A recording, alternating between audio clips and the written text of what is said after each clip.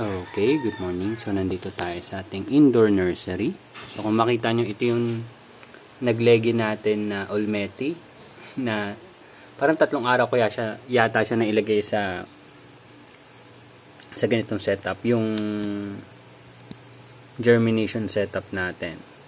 So, ito, tinanim ko siya nung 25 at ngayon ay 27. So, mga 1.5 days siya.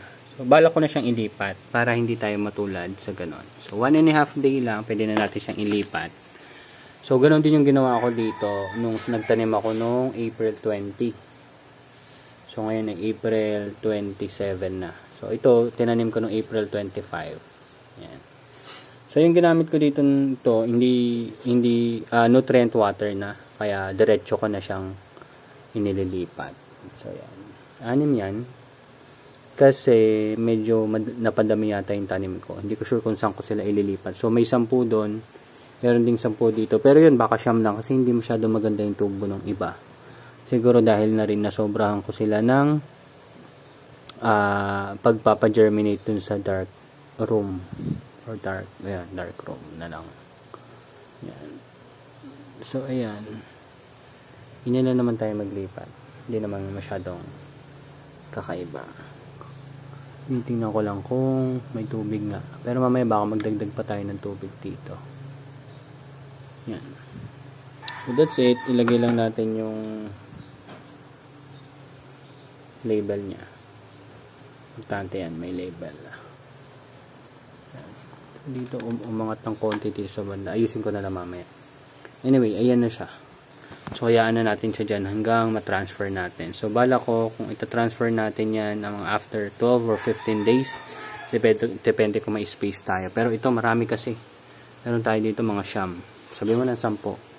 Tapos dito meron pa ulit 10. So, pero kung i-compare mo, yun April 14. Ito, April 20. Mas maganda yun sa akin, yung tubo nito. Kasi nga, hindi siya masyado nagtagal sa dark room. Yun kasi parang 3 araw ko yata yan na ibabad.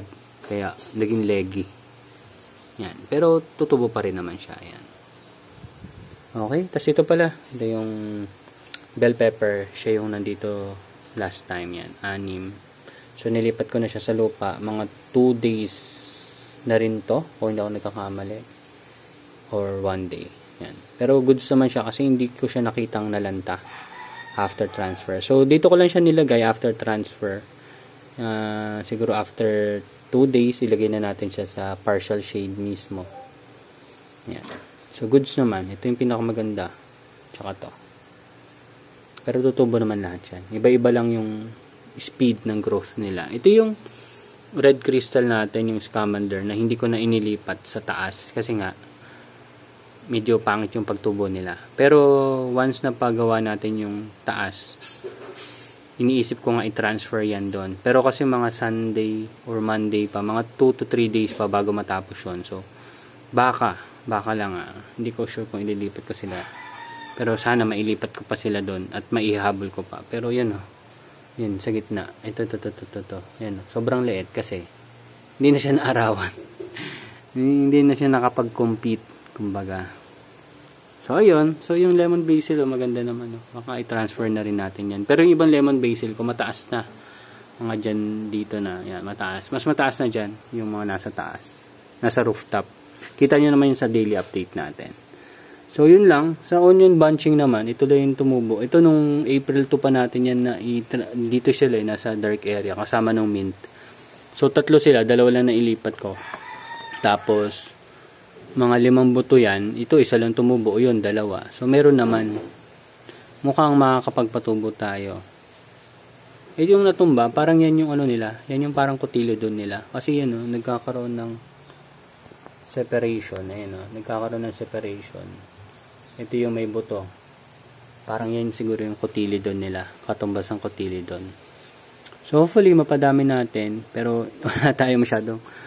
Yung chives ko nga, ayan, nung 26 ko pa tinanim to. Pero tumubo, tas namatay. So, hindi ko alam kung anong problema. Tas ito, isa pa to sa bell pepper na hindi rin tumubo na maayos. Pero hayaan na natin. May 6 namang magaganda.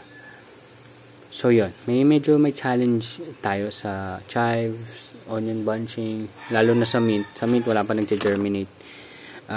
Pero susubukan pa rin natin. Try lang ng try. Kasi sa palagay ko, once na makapagpatubo naman tayo, medyo madalian siguro tayo sa pag-propagate.